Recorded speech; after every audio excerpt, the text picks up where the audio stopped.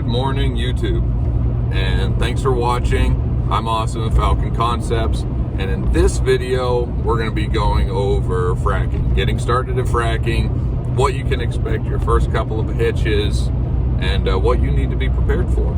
So first off, I want to thank everybody that's watched, and thank you so much for the comments. That's really, in a situation like this, it's really the only way that I know how to build or how to make videos and what you guys really want to hear, because I mean, this stuff I've been doing for years now. It's a little bumpy on here, so if the camera shakes, sorry. But you know, I've been doing this for years, so I don't really know per se what a new hire is going to want to know. So getting into this, there's a couple things I want to hit on. The first one's going to be the hours. The second one's going to be the various positions in fracking. The third one is going to be the work-home balance. And probably the fourth one is going to be just hitting some tips and tricks on creating a successful career in fracking. So, first and foremost, the hours. Okay, like any other oil field company, just like I said in my first video log, prepare to work lots of hours. I'm talking 100 hours a week. You're gonna be working 100 hours a week. If you're not working 100 hours a week or close to that, you took the wrong job. Okay, the oil field makes their money with overtime and only overtime. So, however, 100 hours a week, I know you're probably thinking, oh, I've never worked 100 hours before. It's okay. Your body will adjust. Give it, 6 months, your body will adjust. It'll adjust quicker than that, but you'll be fine. The big thing, it's 14 hours a day. You're working 14 hours a week, boom, you got your 98, 102, whatever that math turns out to be, but you got your 100 hours, okay? You're in the middle of nowhere, okay? The only people that you have, the only friends and family that you have is your crew. And remember that. Your crew, your team is your family, okay? And you take care of them just like they'll take care of you. So, the hours, yeah, they're going to be long. Be prepared to be waking up at 3 o'clock, 3:30, yard calls at 4:30 most places to get out to location. And what I mean by yard call is everybody gets in a van or a company vehicle and they drive from the hotel to location or the main camp to location, whatever. So, and just a quick tip, don't miss yard call. You miss yard call, everybody's going to hate you, and you better bring some friggin' donuts. At least to me, if you're on my team. So, don't miss yard call. Be prepared for long hours, okay? The next thing, number 2, positions in the oil field. Starting out in the oil field, you're more or less, you're going to be a green hat. You're an SSE or a short service employee, meaning you don't know what you're doing, and you need to be stuck with a mentor who's going to show you what to do. So the first thing you're probably going to do is just be a grunt. It's not really the title, but that's what I call it. The grunt goes around and does various things like clean up the yard, checking fluids on things, filling greasers, just any kind of in and out maintenance. But also they're going to get you into operator positions. A couple of the operator positions, you've got your blender tender or a blender operator, you've got a chemat operator, you've got your line boss or your ground guy, and then you've got your pump operator and a treater or site supervisor. I'll go in, if you guys want, leave a comment on this video if you want me to go a little bit more in depth on the roles and responsibilities of those operators, but I'm just gonna hit them real quick just so you know, okay?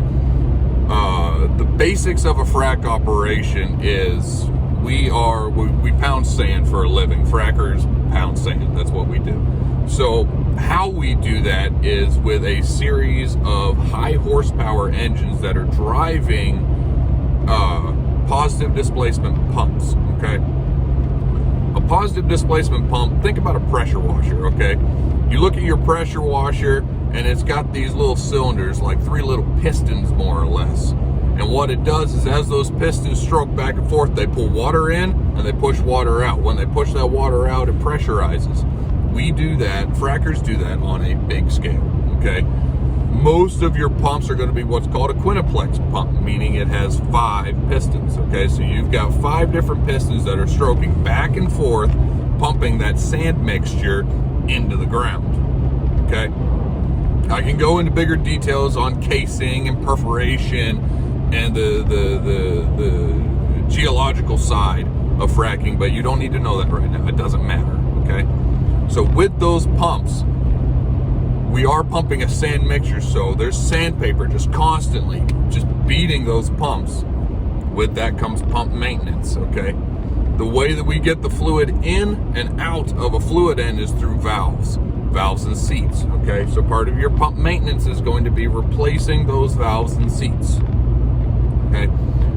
That's going to be your role. Learn it, love it, get good at it. With valves and seats, everything's got to be clean. But also, you know, you've got your water coming in, you got your water going out, but also what's sealing this area of the piston? It's packing. Packing is a big deal with fluid ends. You got to make sure it's lubricated, you got to make sure it's tight. To keep it lubricated, a lot of places run luber systems, so greasers.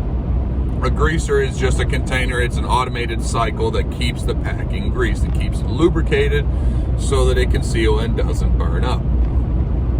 So you're going to want to make sure that those greasers stay full.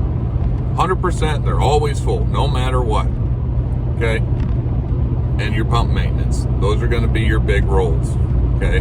So pay attention to your people. Talk to your team. Find out how long these guys have been in the oil field, you know, and these guys that have been in here for several years, ask them what their advice is. Don't just take one person's advice for granted, though. Get everybody's. Everybody has a different outlook on the oil field. Okay, so take it all in. You can never learn too much. Okay, so let's go into a little bit more on positions. Okay, blender operator. So we've got our pumps. Pumping that sand slurry mixture downhole, okay? Got it. Next thing is going to be the blender. How do we get that sand slurry mixture? That's through the blender. The blender's job is to mix sand, water, chemicals, and a friction reducer together and send it out to these pumps, okay? Blender operator runs the blender. So your line boss, your ground guy, he is in charge of running the ground, opening the valves to the wellhead, checking all the pumps for leaks and stuff like that, and he is your second in command on site. If he tells you to piss in a bucket, you piss in a bucket, okay? The next position is going to be your chem-ad operator or your chem or LA operator. All they're doing is they're running a piece of equipment that controls the amount of chemicals that are sent to the blender. That's it. Okay, easy job. Most of the time, when we come up online or you get ready to start one section of the frac, you flip the sucker into auto, make sure your fluids are topped off. Easy peasy. So, your next position is going to be the pump operator. He sits up in the data van. And the data van is like the brain of the operation. The blender's the heart. The data van is the brain. The pumps are the muscle. And chem-ad's like, I don't know, kidneys or something. I don't know. But, so there's your position. The pump operator, he runs the pumps. He controls the pressure, watches for pressure and flow. That is the primary thing. We are looking to maintain a specific pressure and or flow throughout the entire stage of the frac. You know, they have a frac plan that the engineers are trying to follow. That's what we adhere to. So, next is your treater. Your treater or site supervisor, he debuffs, okay? He is, just like it says, your on-site supervisor. He is in charge of overseeing all aspects of the fracking operation, okay? He is in charge of maintaining our pressure and flow rate, overseeing all positions, getting all of our parts orders, making sure that we're following our safety protocols, every aspect of it. So He is the boss. He is the guy that you listen to. So next section is your work-home life balance. Okay, there's a couple different options out there. You could either work a 2-week on, 1 week off rotation, or a 2-week on, 2-week off rotation. Those are the most popular rotations that people work. If you work something else, that's great. They got cookies at the store, go get you one. These are the main ones that everybody does. So if